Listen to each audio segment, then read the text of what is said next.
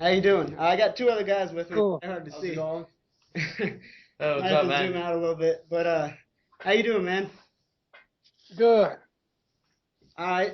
So I guess you obviously watched the Ohio State Wisconsin game last week. What'd you think about that, man? Oh, I like the team. They obviously improved a whole lot since first season when they played. I want to say Miami. The young guy looks phenomenal. The running game. I can turn my phone down. That's all right. The young guy looks phenomenal at quarterback. Boone looked great at running back, and the defense just played phenomenal. Right, man. Hey, yeah, we were all at the game, so it was definitely exciting. And yeah, Braxton's looking pretty good. But I guess that'll lead us into some of the questions that we had for you.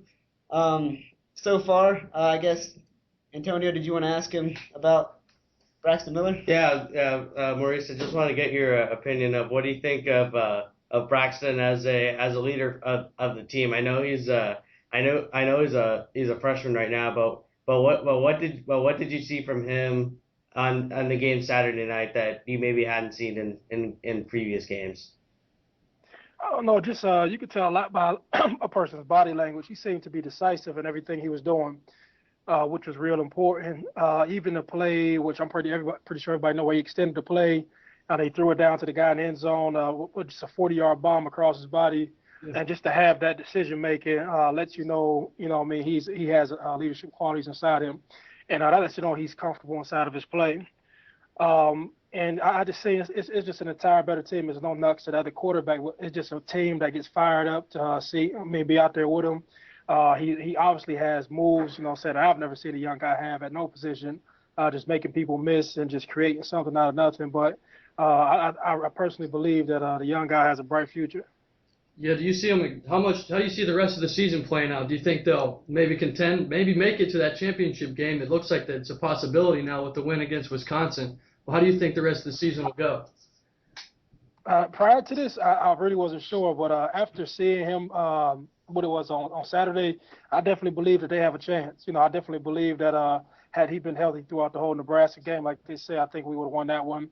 And I think, hindsight is 2020, but I think if they would have gave him more snaps in the Miami game and just became comfortable with him early on, we might be in a different position. But the reality of the situation is we are where we are, and I definitely believe that he can contribute a lot for the rest of the season and basically put us in a position to hopefully play for the championship. Yeah, how much do you follow the team now? I know you're busy with the UFL and all that, but do you still follow the team on a weekly basis? Yes, I can follow him now. The season's over as of last week, so I was able to watch that game because it's on, it was on ESPN. I'm not sure if I'll be able to get with the cable we have. I'm not sure. I think you have to get a Big Ten network to watch the games now. Mm-hmm. But I always go back and forth on the internet, and I keep in touch with Boone. Yeah, you guys went to the same high school, right? Warren G. Harding? Yeah, I remember Boone when he was a kid. When he was just running around the practice field, and his brother was actually the fullback for our team. So I've been knowing Boone and his family for a long time. Okay, so yeah, you guys go way back then. Yeah, I listened to your actual your last UFL game last week on over the internet actually, and you left that game early with an injury, did you not? Are you feeling good? What's up? Yeah, high groin injury. It was basically nothing. I had initially heard it on punt block. Okay. I strained it a little bit, and then after that, I got a kick return and just tried to move, and the groin hurt, but nothing major. That's good to know you're feeling good, man. And you're playing on the same team as Troy Smith. How's that experience been for you? Real cool. Like I wrote on the blog, we have our Yeah. Buckeye Hub. It was a cool experience. When we first came in together, we were both kids, both 18 years old, and we always envisioned playing one another. But between him and Roy, they helped kind of fulfill some weird fantasies just playing with those guys I played with before. So it was a cool experience. Yeah, I can imagine that, man. What have you thought about your UFL experience so far? I mean, you played a couple years in the NFL, but how would you compare that to the UFL? And do you think it has potential to grow a larger fan base in the future?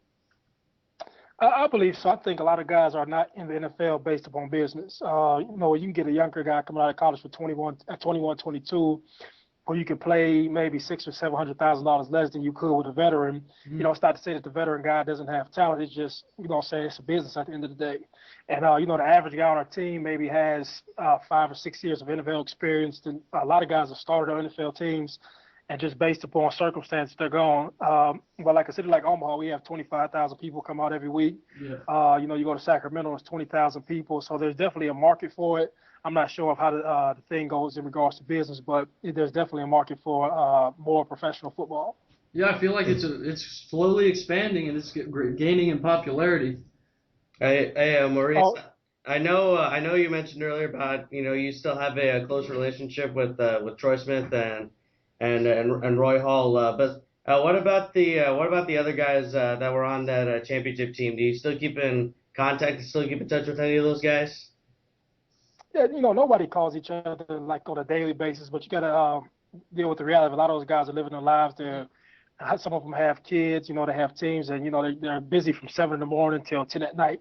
So whenever we catch up and we see each other, the same love is still there. It's just like even with myself right now, I'm pretty sure there's guys who would love to keep in touch with me, but just being on a day-to-day schedule, saying some of my things I have to do day to day, I don't get a chance to talk to them as much as I would. But I'm pretty sure if I ran into AJ, Bobby, Craig, anybody who was on that team, the feeling would be the same way. That's good to hear, man, because you were a huge part of that national championship team. I feel like some Buckeyes, the fans don't give you the respect that you deserve, man, but you were a huge reason that we won the championship that year, man, and just know that we know that. That's no problem. Like they say, the film doesn't lie. I had a good Exactly. time. So the whole state had a great time. Everybody who was affiliated and loved Buckeye football. For sure, man. We thank you. Going back a little bit, I guess to your senior year and when you were being recruited about Ohio State, what was the one thing that stood out in your mind about playing for Ohio State coming out of high school? Of course, I've thought about going to a lot of schools, but one thing that stood out just being a hometown boy. A lot of the guys, when you go to those All-American games, a lot of the guys have pride for which state they're from and they want to play for universities. There was a few things that went inside of it, but being familiar with the offense, we ran the same offense in high school. A lot of people may not be aware of. Being familiar with Coach Tressel, him being from the Youngstown area, and just want to stay in state. And I think that year we had so many guys who were just ranked nationally in the country, who all were within state. And then it seemed like once a few of us committed, it's just like everybody else poured in. Do you think that Tressel will ever coach again? I mean, I believe in some form or fashion he's doing it now. Yeah. But I definitely believe next year he could be a head coach somewhere in the NFL. He doesn't know how to be an assistant coach. Yeah, true. Sure. Do you still talk to Tressel a lot? Yeah, we spoke maybe the third week of the season. He's supposed to come out here in the spring to come out here to see me Okay. out in Nebraska. So, just catch up with him. I'm pretty sure he's busy right now with the coach. That's a big responsibility at 0-8. So, and in the springtime, I'm pretty sure we'll see each other face to face and hang out and, just laugh and joke and, do what we do. Good. Yeah, Tressel seems like a great guy. I'm sure, he's been an instrumental part in your life. And are you coming back to Ohio State to take classes? I heard you were, last year? Are you still doing that? Yeah, I start classes here on November 23rd. It's a local university called Bellevue. Okay. And I'm trying to see if I could take a couple courses online through Ohio State, but ultimately I will finish up at Ohio State. Good. It's just all about knocking out some GECs here and then when it's time to stream into my major, finish up at Ohio State. Hey, we're young college kids. We know all about the GECs. Everybody loves them, right? Yeah. So pretty much, what do you do in the off season? I know you're a big family man. I followed your life a little bit on Twitter now, but so you just hanging out with the family? What are you doing? Yeah, hanging out with the family. It's a facility actually called Nebraska Elite. I will take my NASM, it's a National Association for Strength and Conditioning, probably within the next 30, 40 days. And it's a place out here called Nebraska Elite. It's a huge facility. It's probably the equivalent of 5 Woody Hayes facilities, and they have world class everything. Yeah, huge. And basically, it's me and a couple other guys, a guy by the name Matt Overton and Chad Lucas, they're allowing us to start a football academy there. But I want to say in 3 or 4 weeks, they may have 1,800 basketball kids there. Wow. They just want us to be involved in training kids and training athletes, but they want us to start a whole football program and looking forward to that and looking forward to building and developing it. Good deal. I guess the other things is, what outside of football do you find hobbies in? Obviously football is probably a big part of your life, but what else are you up to? Reading, playing. My daughter basically runs the house. She kind of bosses me around. Right. But outside Women, of right? reading, and That's women. I actually, That's women for you. yeah. Reading, doing public speakings. I found out public speaking is something I really enjoy. Reading, public speaking, and hopefully by the end of this year, be done writing my book, and potentially just get on the tour, speaking about my life, speaking about the choices I made, and just interacting with the world at large. Yeah, we'll definitely have to look forward for that book. I'll have to keep in touch with you on that. But I guess what is your advice to college athletes in the positions that they are today, especially at a big school like Ohio State, and all the stuff being thrown around? What's your advice to kids like that? I guess it would have to get specific. There's a lot of advice you can give them. It just like in Braxton's case, nobody can tell him how he's feeling right now. Nobody knows or nobody experienced how he's felt. When you had 100,000 people screaming your name, you won a big game, and at that point, your visions and your dreams have been surpassed by the moment. If you keep up with me, and the best thing I can say is go to class. Right.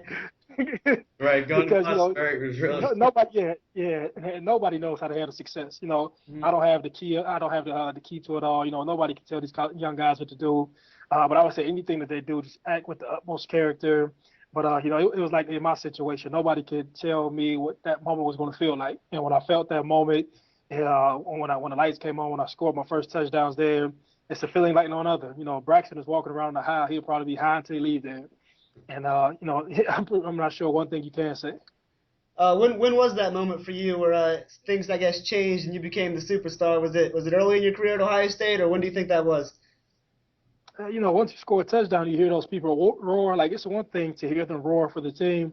Then there's another thing to hear them roar for you, and actually what you're doing. And it's intoxicating. Like they say fame is the worst drug. And once you get it, and once you capture that moment, no one treats you the same.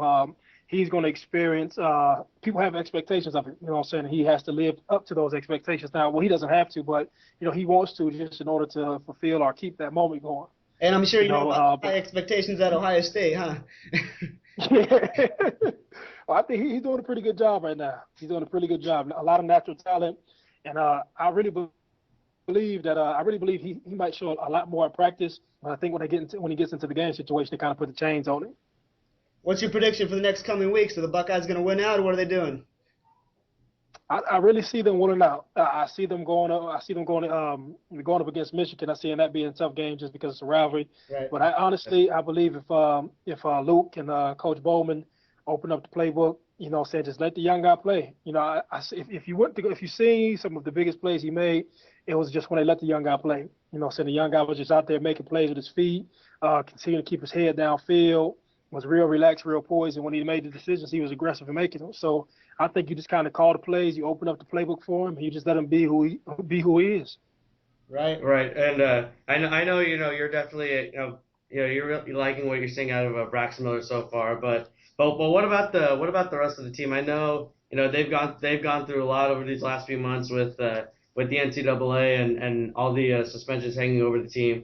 How do you think the rest of the team has responded to that? And I guess how do you think Coach Fickell has done managing all the distractions?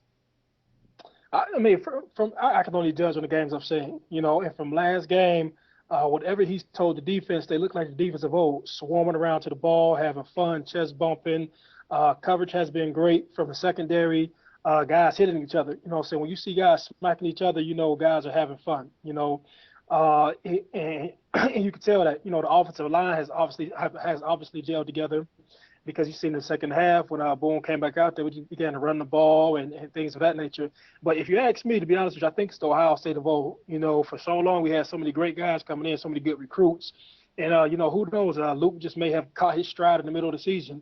But I'm glad to see that we're on track. The offensive line is coming off the ball. Who else I love? 54. And I just actually found out. John Simon. Yeah. Oh man, he's a beast. Yeah, he's a beast. I know that. I can remember when I was in the halfway house and I came down to the Woody Hayes facility. I seen him in the locker room, and I didn't know who he was, but somebody told me on Twitter who he was, and I remember the young guy when I first met him. But that guy's a beast. You know what I'm saying? And I'm pretty sure the defense rallies around him. And he alters the whole offense, But the Buckeyes are playing real well. What are your opinions on the coaching situation going forward? Do you think they're going to stick with Fickell, or do they have to get a big guy? I've heard Urban Meyer rumors. What do you think? Me personally, this is no knocks to Luke. Luke is doing a good job of what he's doing right now. I just remember as a young guy coming out, a lot of young guys go off the vanity of the situation. Of course, you're going to come up here, you're going to razzle dazzle the kids with the facilities and the wins and the championships and all of that. But a lot of young guys like to go with coaches who have been proven, so to speak. Urban Meyer is a guy who has been proven, put a lot of guys in the NFL, and a lot of young guys coming out initially. That's what they care about. And I'm pretty sure everybody feels Urban Meyer would be a great fit. But so who knows? Only time will tell. If Luke is there, I continue to support Luke. But I'm just a fan on the outside looking in right now. Right. I think that about wraps it up. Yeah, if you guys don't have anything. All right. Yeah, Maurice, that was hey, good. thanks for your time, man. Keep in touch. We wish you nothing but the best in everything that you do, man. And go Bucks, I guess. All right, go Bucks. All right, man. Thank you. All right, thanks, Maurice. All right.